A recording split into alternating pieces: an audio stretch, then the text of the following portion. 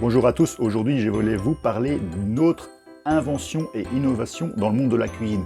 Alors, vous allez voir que le mot cuisine n'est certainement pas bien choisi et chacun aura son opinion sur ça. C'est pas le débat du jour, c'est pas l'objectif de cette chaîne de savoir si le mot est approprié ou pas, ce mot cuisine, parce que certains auront d'autres avis.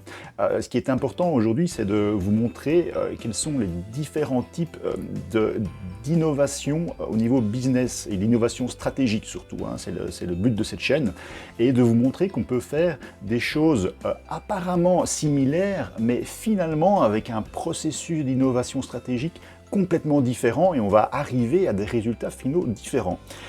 Voilà, donc j'espère que cette vidéo va vous intéresser.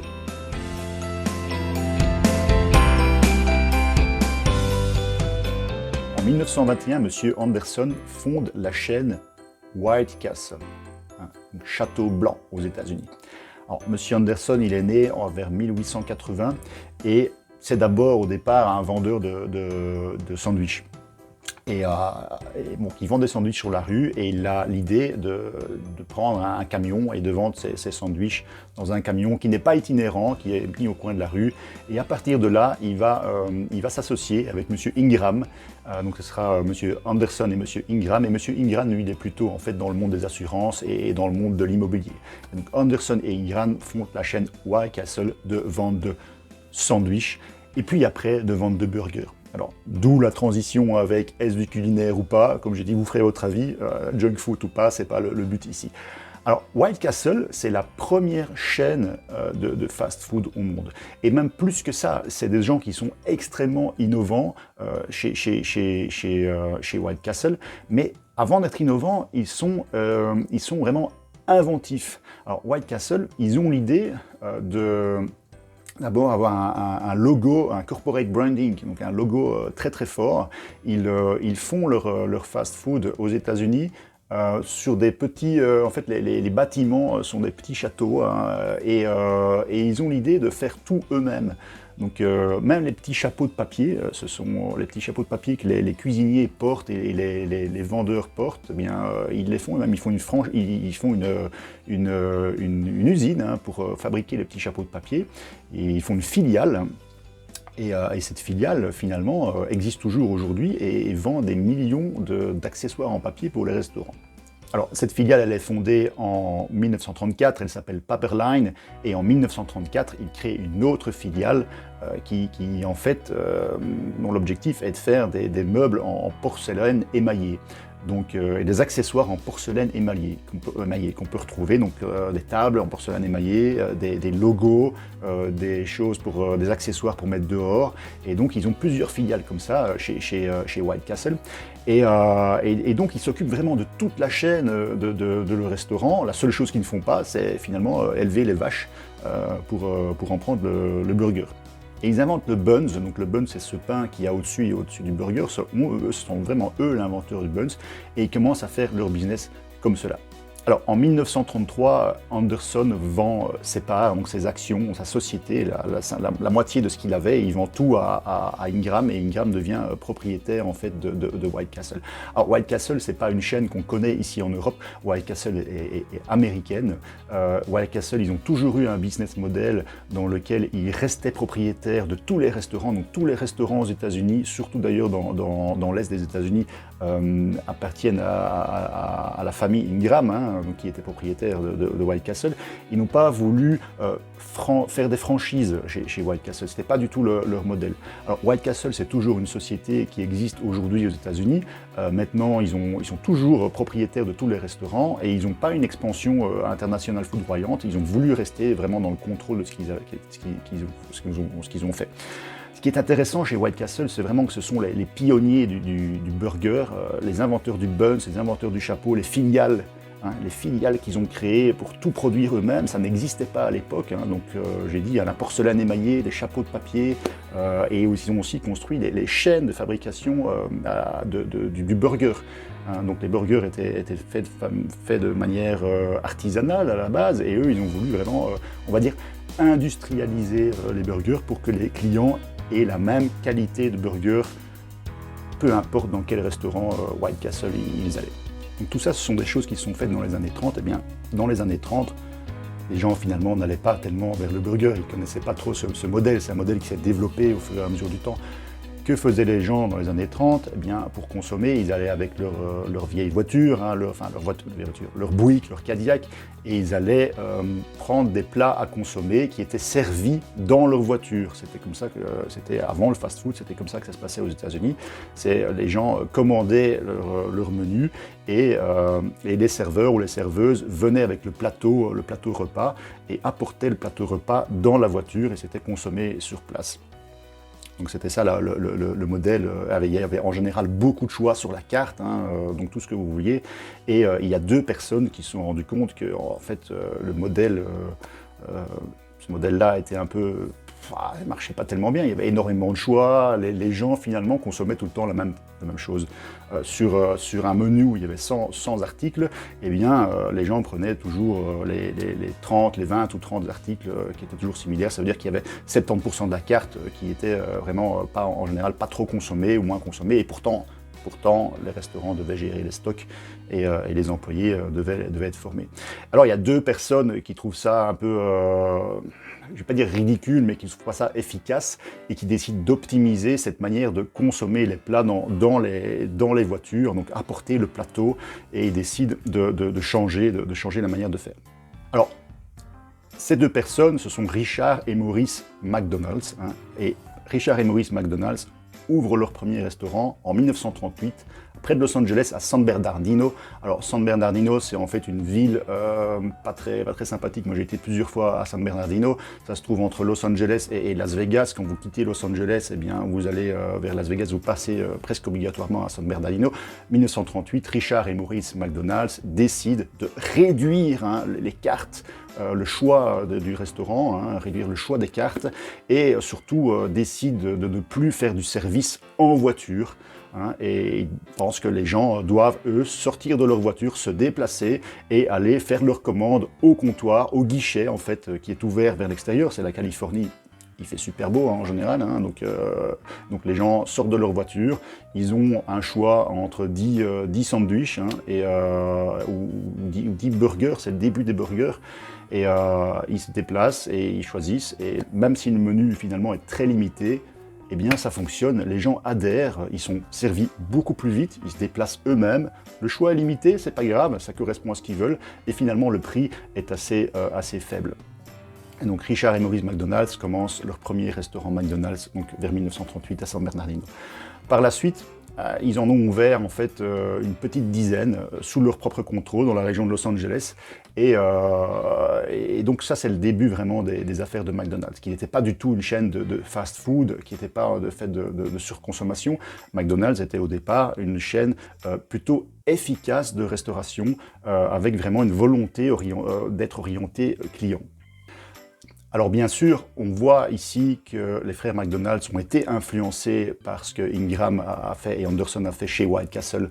Ils avaient eu écho de ça et ils ont utilisé aussi la manière qui a été inventée par White Castle de faire leur restauration de manière régulière, enfin, d'offrir un service de qualité. Et d'avoir, on va dire, des chaînes de production de burgers et de sandwichs, des chaînes de production qui permettaient d'avoir la même qualité rapidement, et cette qualité est offerte dans chacun des 6 restaurants McDonald's en Californie. Alors, dans les années 50, il y a un monsieur qui s'appelle Ray Kroc, et lui il est vendeur de milkshakes, et Ray Kroc il vend des milkshakes dans les restaurants. Il fait le tour des restaurants des États-Unis, il est vendeur en fait, et un jour il doit vendre des appareils à milkshake et il entend parler des restaurants McDonald's en Californie, donc de ces 5 aussi restaurants McDonald's.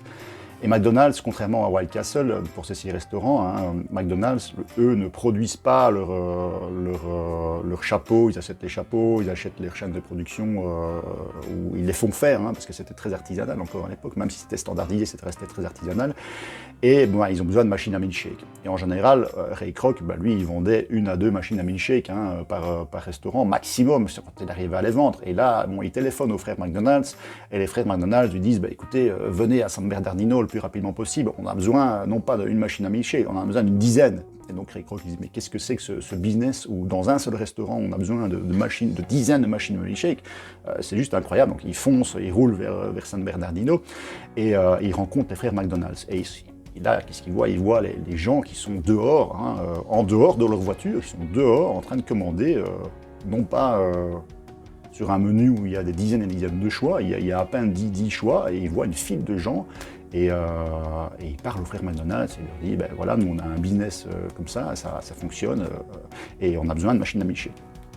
Et là, Ray Kroc se dit, mais c'est un business incroyable, et il convainc les frères McDonald's à rentrer dans le business, et Ray Kroc finalement rachètera les parties, les actions de McDonald's aux frères McDonald's. Qui finalement, les frères McDonald's, ils n'étaient pas très intéressés à développer leur business. Les frères McDonald's, ils voulaient finalement rester dans leur restauration en ouvrant quelques restaurants. Et Ray Kroc, lui, il a dit aux frères McDonald's, on va faire quelque chose de plus grand et on va implanter plus de restaurants McDonald's dans tous les États-Unis. Faites-moi confiance, je vais investir là-dedans, je vais convaincre des investisseurs et on va commencer notre business comme ça.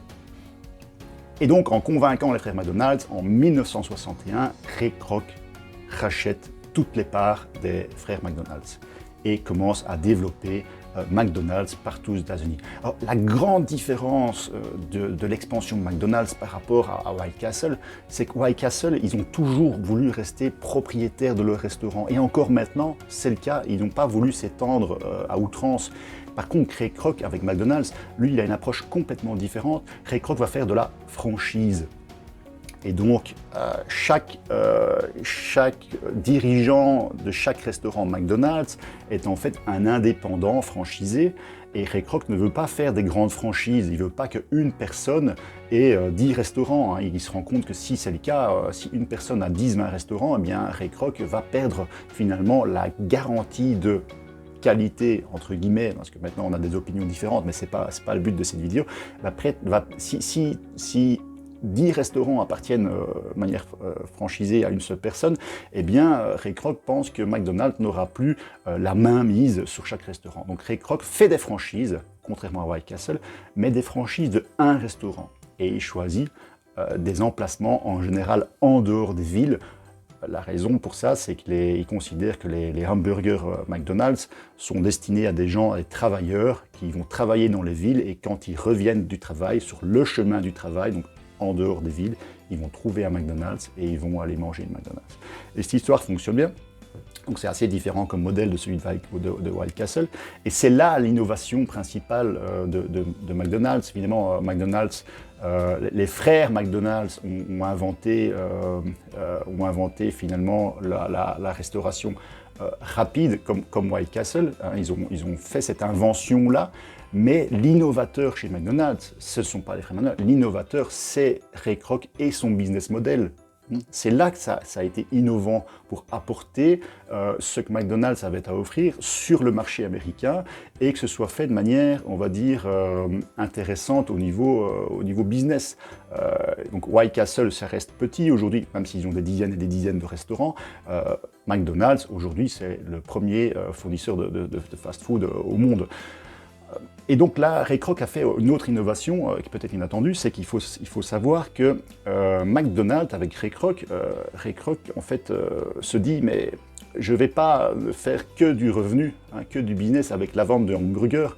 Finalement, ces restaurants, ils ne m'appartiennent pas, ils appartiennent aux franchisés. Avec une obligation de qualité, une obligation McDonald's, de qualité, je reviens sur ça, mais bon, une obligation standardisée McDonald's. Et Ray Kroc se dit, mais le business qu'on va faire chez McDonald's, c'est pas tant un business de vente de nourriture, c'est un business foncier. Alors par foncier, je veux dire que McDonald's, aujourd'hui, a presque 100% des terrains, donc est propriétaire des terrains sur lesquels il y a un restaurant McDonald's. McDonald's, c'est le premier propriétaire foncier dans le monde, encore aujourd'hui, et il tire finalement énormément de bénéfices. Plus de 25% des revenus McDonald's sont des revenus de location de bail, de baux. Donc ils ont des locations avec les franchisés, location du terrain. Et donc le reste, évidemment, ils prennent une part de bénéfice sur la vente de hamburgers.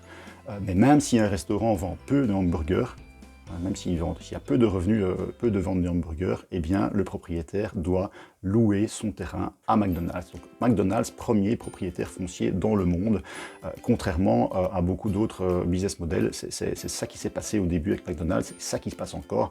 McDonald's à l'étranger, en Angleterre et en Europe, ils ont un business un peu différent. Là, ils ont un partenariat avec des entités locales. Il y a certains cas, par exemple en Angleterre, où McDonald's n'a pas le terrain et c'est un modèle un peu différent en international, mais ils restent quand même dans leur logique de garder d'avoir la propriété du terrain. Alors, Ray Kroc s'est pensionné en 1974, il est mort en 1984.